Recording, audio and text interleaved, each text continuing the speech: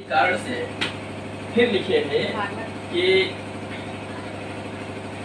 शरीर माध्यम खरु धर्म साधन, ये शरीर से धर्म के साधन हुए थे।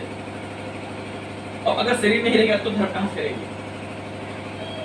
पूजा पाठ, दान देना जो भी संसार में कार्यक्रम है पूरे और ये शरीर तो भूल पाए। सबसे पहला धर्म शरीर की रक्षा करना, स्वास्थ्य की रक्षा करना।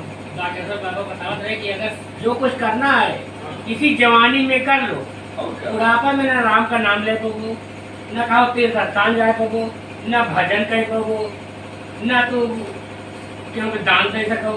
अपने कमाई जो कुछ करेगा, अगर अच्छा कुछ पैसा कमाएगा तो जवानी थोड़ा कमाए लो अपन। जब बुढ़ापा बहुत अच्छा मेरे पैसा काट के धारा दिए गए, दान पुण्य न दिए गए तो क्या करें? बुढ़ापे में कुछ नहीं कर सकते हो।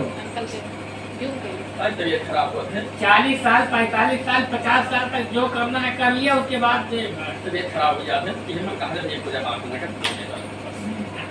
जब पूजा पाठ करो तो मेरे को अपना चेला बना लो।